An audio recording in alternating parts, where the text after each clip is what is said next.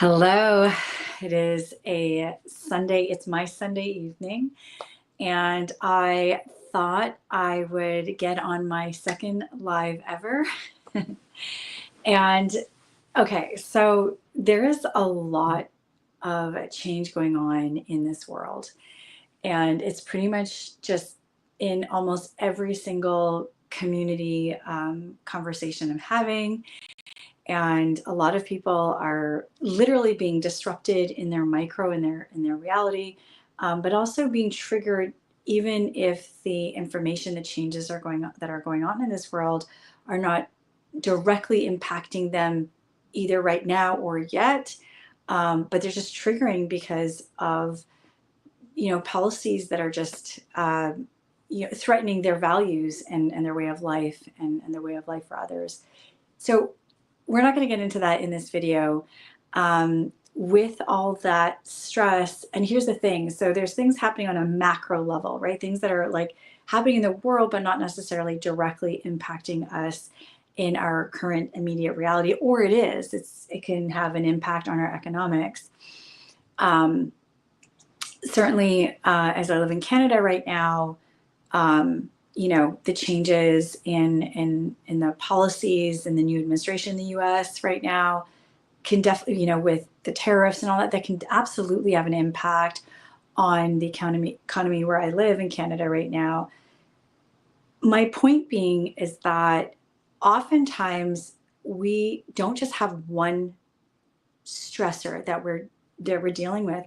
Oftentimes the reason why stress can get quite chronic for us, like long term, is that we're actually dealing with multiple stressors. Like, so we have one stress where, maybe we lost a job or we didn't get that promotion, and, we're trying to achieve our financial goals. So we have that one layer of stress, or there's a threat of layoffs or whatever that is.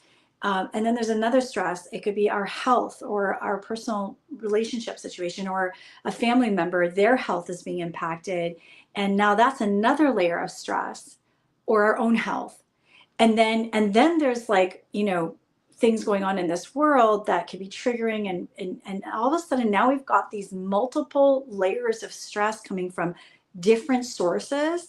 And now our body, our being, our nervous system, our primal brain part, triggering our traumas that we experience in our early childhood development, where we didn't develop properly our prefrontal cortex just yet. It's still in development. And so, or we didn't really necessarily have the support or the tools to understand how to deal with stress in more empowered ways. And so in many ways, this is how I help my clients, specifically by providing custom training and very specific modalities. So in this live, I want to just provide you some tools that can help you calm yourself, calm your mind, and calm your nervous system. That's like our being system is what I call. And because when we can calm down, we can shift into parasympathetic state. And parasympathetic state is essentially, we're in a calm state. Our nervous system is safe, because we're feeling safe. And a lot of the indications to our nervous system that we're not feeling safe is our breathing. When we're stressed out, when we've got those spiked cortisols, our body posture changes. We're leaning forward, we're like slouching. And we're also like getting that shallow breathing, shorter breaths, maybe holding our breaths. And that is a pattern that our nervous system recognizes as like, okay, there's a threat in the environment, there's danger. And I go into such detail in the first live, the previous videos. So if you're interested in that, check that out. I go into such detail of what's happening on a cellular level with our nervous system, with our breath.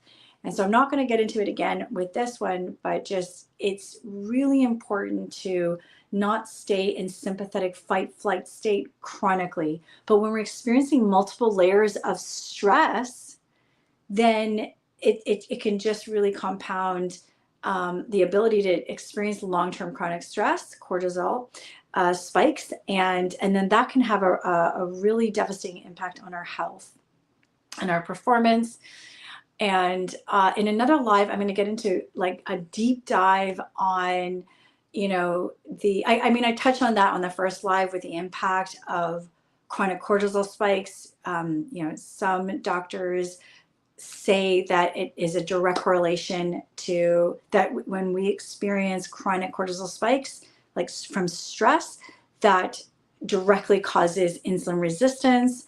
And so I'm going to get into even more details in another live, but for this one, I just want to provide you tools to help you calm down. It's a Sunday night, and so that you can really feel safe enough to get that quality sleep tonight on Sunday night. So when you wake up on Monday, you can rest with more brain health inventory, so that you can face this new week more charged with energy, health and wellness. And that really stems from a place of feeling calm. And when we're super stressed out, it's very difficult to feel safe. And then there's all these biochemical reactions going on in our body that prevents us from sleeping earlier and getting that quality of sleep. And so I'm going to touch on the tools, but also the whys of that, which are part of the tools. And so in the first live, I did a self-regulating breath work and a second breathwork technique, which I'm going to do again, and I'm going to demonstrate it. I'm going to demo this breath work so that you can save this or refer to this video and follow along and do it to really help you get accustomed to that breath work technique and implementing it on a regular basis so it turns into a habit. And then I also, in the first live, I shared some self-regulating tactile tools, and I'm going to demonstrate them again. So you have those tools, and the key is consistency and those friendly reminders.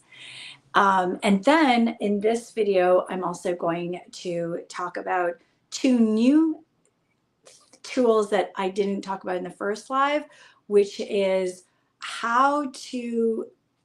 the ways and techniques that are useful in reducing the distraction that are pretty much engineered in our daily, weekly life and schedule, and how we can start to, set boundaries with distraction. And then the second new tool topic is so there are things that we get distracted by and bombarded by, but then there are things that we go to be distracted. And that is all relevant to the stress, our stress response, the stress that we're experiencing, how we respond to that stress, and why we behave in the ways we do when we're dysregulated. And so how can we shift that and get back into a parasympathetic state to calm our mind, to calm our nervous system, so we can get that quality of sleep, and we can focus, we can shift our focus. We have the ability to shift our focus from fear to empowerment, such as opportunity. So on that note, let's get to it. So the first thing, let's just get into our body. Let's get into the room. Let's get into the now with a self-regulating breath work. And so I shared that in the first live, and I'm going to demo it again. And it's simply 4 gentle, soothing, deeper breaths, inhaling through the nose into our diaphragm, making our exhales twice as long as our inhales. We're going to do that for 4 rounds. And in fact, since the topic is about elevated stress and how to de-stress, we are going to do it for 6 breaths, because that's what I recommended in the first live, is that, just to do 4 rounds, like 4 breaths is 1 round, to do just 4 breaths of this. But if you're feeling elevated stress and anxiety, to take it up to 6 breaths. So let's do 6 right now. Let's do it together. Inhale 1. And exhale. Inhale 2. And exhale.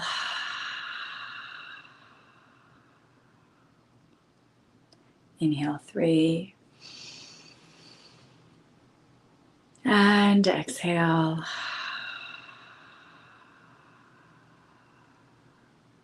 Inhale 4.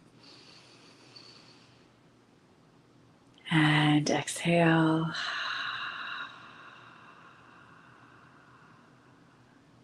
Inhale 5. And exhale.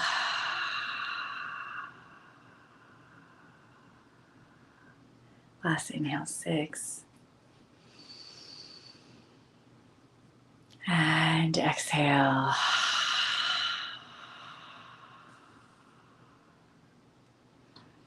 Do you feel better already? I do. I already feel so much more calm. And interestingly enough, when I do my exercises and when I do my reps, I'll actually literally do that for myself. And the reason why I do that is a physiological anchoring of the rep I just did. Because oftentimes when I'm doing my exercise and my reps, I can just start, like my mind can start wandering and thinking about the rest of the day or what I want to accomplish. And I'm like, I finish a rep and I'm like, oh, wait a second, which rep was that? And I can remember the physiology of of like just how many fingers, like the fingers represent the last amount of reps I did. And so I'm pointing at that to demonstrate for you. But in fact, like when you do the breath work, when you start doing it, you can actually do this yourself as a physiological anchoring if your mind tends to wander. And so that's a tool that can be useful. Give it a shot. In any of my lives, if you join me, you can comment and ask a question, or you can request to join live as well and interact if you would like to experience some one-on-one coaching and you feel comfortable enough to share something that you're going through that you would like to receive coaching support for.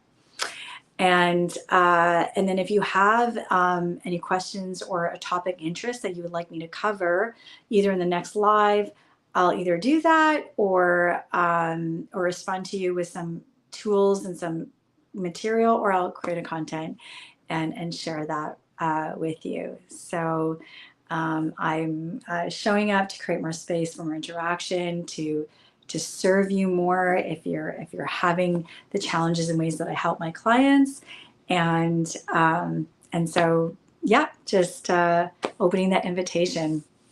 And so we did a self-regulating breath work. That was one technique. And the benefits of that, I go into detail in the first live, which is the previous video, so you can check that out. The second technique with the breath work technique that I shared in the first live is what I got from Andrew Huberman, a neuroscientist at Stanford University. He's a huge YouTube channel. That's where I found it. And he basically talked about taking that second inhale before the exhale. So it's first inhale and then so taking a short second inhale before an exhale. So a deep inhale and then a short second inhale before your exhale. And I find it just instantly calms me and gives me energy. And so you can utilize that. I mean, why don't we do that? Why don't we do 4 rounds of and demonstrate so you can follow along with me? Breath 1.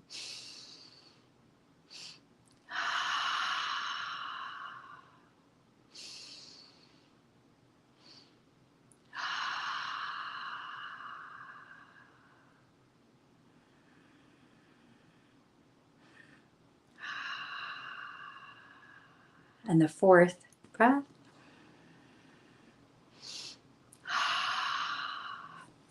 So next time I'll remember to like say each breath count. And I noticed on the first breath I was doing that on the second inhale. So I like recorrected myself. So you can also do this in front of a mirror just to see if you're breathing like into your chest, which oftentimes we're raising our shoulders. I know my chiropractic doctor is always on me about that, to breathe into the diaphragm, which I do with my self-regulating breath work, but how am I breathing all the other times when I'm not doing like a dedicated self-regulating breath work? So there's always this continual process. So those are the self-regulating tools through breath work. And again, our breathing is so key, as it signals to our nervous system whether we feel safe or whether we feel in threat of danger. And So to instantly increase energy, to instantly calm our mind and our nervous system, do some breath work, do some calming, self-regulating breath work. So let's talk about some tools that can help you minimally buffer or boundary or eliminate distraction. So one of the ways simply is just to take off all notifications off your mobile phone. I've done that a while ago, and it really has been a game changer. Number one is just take off all those notifiers so you can really get that dedicated focus time. Technique number one. Tool number two is, if you're like me and you sign up for so many newsletters, email lists, because you want to get that valuable information, declutter that. And if you notice that you're just clicking on but not really reading it, but you're just clicking it to clear up space of the notifiers in your emails, like when you log on to your email, and you've done that for like, take your pick, for a week or a month or all the time, then unsubscribe, because you're not really consuming that information. And it's really the no's that we can say in our current reality that we're not saying no to is what will create space, more energy, more bandwidth, so we can focus our attention on the things that we can actually say yes and double down on our commitments to really move the needle forward in the directions that we want to pursue in our lives. So that's a powerful productivity hack. And one of the ways of decluttering and saying no is just taking a look at your inbox, your email inbox, and decluttering that. Even now, like I would wake up to 50 notifications on my email, like when I open my email, and I'm just like clicking, and it was a waste of time. And now I've brought it down to 10 on my main, and then 20 altogether, like minimally by 50%. And I already feel so much more bandwidth, energy, and mental clarity in my mornings on just that productivity hack alone. So declutter, take off the notifiers of your social media accounts, so that you're only going to check your notifiers when you log onto this whichever social media platform. And then declutter with your unsubscribing in your email list. And the other technique to boundary or remove distractions is simply, what's been helping me is just, check in on yourself. And then I say to myself, it's eating time. It's time for breakfast, or it's time for lunch, because I can just be like really focused. And also doing my biohack stacks too. It's not just like ruminating in my mind, but also just literally all my plethora of biohack stacks. I'm a biohacker. I'm a biohacking coach. So I'm a wellness transformation peak performance coach. And so I do tons of biohack stacks, and oftentimes I can forget to eat. But when I go for prolonged times, although I do intermittent fasting, sometimes it's like the dip in my energy or inability to focus is literally because I need to eat. And so it's just that friendly reminder, it's time to eat. It's time to sleep. It's time to prepare for sleep so I can sleep earlier, get more quality sleep, and really empower my brain health, because it's really in our sleep that our body and our cells, and especially our brain, they can do all the processes that they can't do when we're awake. That is so important for health optimization and longevity. And so it's time to eat, it's time to sleep, it's time to do the nighttime routine. And so when you create that space of reminders that what was I focusing on? Okay, well, now it's time to do this, to do like eating or preparing to sleep, or going out for a walk, so that we're not diving into multiple rabbit holes. And so those are the techniques of how you can declutter, reduce, boundary, or eliminate distractions. And by clearing that, or setting buffers, setting boundaries, or boundaries. So buffers or boundaries, and also eliminating. It's going to give you more bandwidth. It's going to give you more focus time, more energy. And that's going to also help you feel more calm, which is going to help you self-regulate and de-stress. And a lot of what stresses us is we feel overwhelmed, and we can empower ourselves by just decluttering what we have on our deck, on our to-do list every day and every week. So the last part of this live is to talk about our behavior when we are dysregulated, when we are stressed, because it's in those moments that we really want to go towards distraction.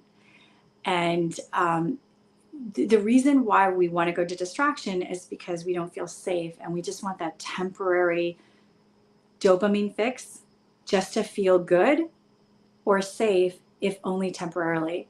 And then oftentimes the habits that we have that are not healthy or too costly for that temporary fix, it gets very expensive because it's temporary. And then our energy dips, our confidence, our mood dips. And so then we go towards that activity again to feel that temporary dopamine kick, to feel good a bit, to feel safe. Oh yeah, like, I'm back to feeling normal and safe and confident in my life, in my comfort zone. And then with the stressors that we're experiencing, we're dysregulated again. We go to, it's like a vicious cycle. It's really amplifies our dysregulation, and it amplifies our chronic cortisol spikes, which then creates a host of environments for inflammation that really impacts our health and our longevity. And so as a wellness and peak performance coach, these are the tools that I share with my clients, and I hyper custom design it to empower my clients to transform lifelong bad habits that are really affecting their health and their performance results, and replace those bad habits with amazing bio-optimizing, accelerated learning, and incredible productivity habits. And so that's how I help my clients as a coach. And so this tool, in terms of like, what can you do when you're so dysregulated, you're so stressed out, and you notice. So let's talk about the patterns of behavior when we are like symptoms of dysregulation is oftentimes scrolling, chronic scrolling for hours. And oftentimes we're doing that. That's a form of wanting distraction. We want that distraction because we feel unsafe, we feel demotivated, we feel zapped of energy. And so logically, we're scrolling because we want to find valuable information that can help us. We also want to feel good. We want to feel more hope, because this lack of energy, this stressor is making us feel unsafe, threatened, and it's starting to make our sense of hope fragile, which is going to make our confidence, our ability to cope, and our ability to believe in our capacity to deal with that challenge, it's going to make that more fragile. And so that's why we're scrolling, or binge watching. So there's nothing wrong with like watching a movie or a episode. It's when we're like binging through the night, or like literally binging through the night, binge watching for hours, or scrolling for hours, or we're eating that tub of ice cream because it just feels so good temporarily before the crashes biochemically from the sugar and insulin spikes, and also the crash of feeling like, oh, I shouldn't have done that, and that feeling of shame, and just I should know better, I know better, and I'm behaving this way. And so the first key is really awareness of our dysregulating patterns of behavior. And oftentimes that can be scrolling or binge of choice, binge eating, binge watching, binge shopping, binge gambling, binge video gaming, binge of our choice. Even workaholism is a form of binging, because we're doing something we know how to do, and then we don't have to sit with our body and our emotions and process those emotions of fear, shame, like just confront that.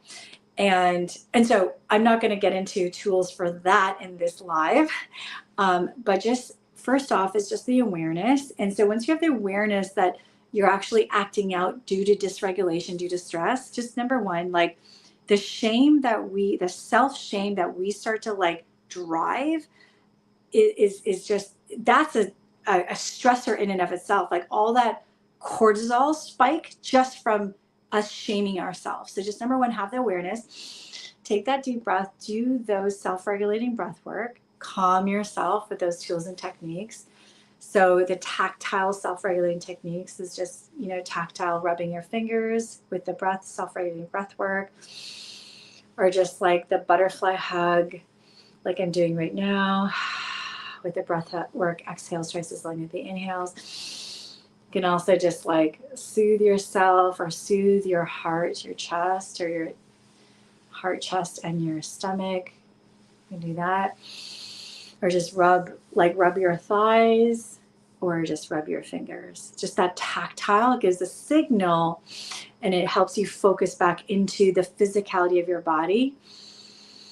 And do those self-regulating breath work. I'm already feeling so much calmer, and it gives you that pattern interrupt of all that ruminating mind and shallow breathing. It pattern interrupts that behavior, so you have that awareness.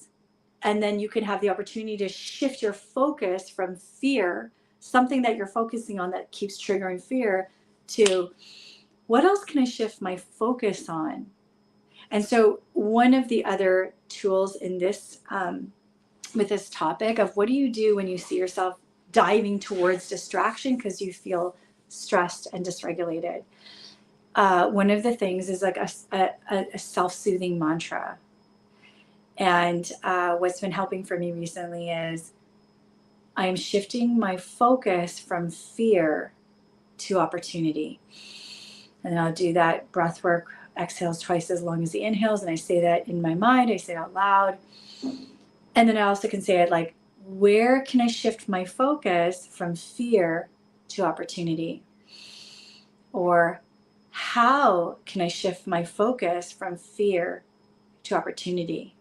Or if I were to shift my focus from fear to opportunity, what does opportunity look like? And the power of just even asking yourself that question, even if you don't have the answers or the answers don't come up right away, as you keep self-regulating through the exhales twice as long as the inhales, and you say that mantra, that soothing mantra of like, if I were to shift my focus from fear to opportunity, what would opportunity right now look like for me? When you just simply ask yourself that, your brain starts to go out and look for a solution or a possibility. And that is a technique of utilizing neuroplasticity, because when we're focusing and asking ourself that question, our brain, our mind is literally going out and start to scan to really, it strengthens the focusing. It also activates the reticular activating system, which is like brain mind work, which is relevant in peak performance. And it just, even if you don't even come up with an answer, your brain doesn't come up with an answer, you will just feel more calm. So I've armored you with some new tools in this live. If you found value with it and want to learn more, I'm enrolling 2 new clients this month. And so you could either comment reset or de-stress on this video, or you can simply DM me or reach out to my other social media platforms. My name is on the text on the screen, Joanna Jang Coach. You can reach me on Instagram, TikTok, or on my LinkedIn simply by my name, Joanna Jang. Remember to take this soothing, gentle, loving, deeper breath and live your life. Because, babe, you are worth it.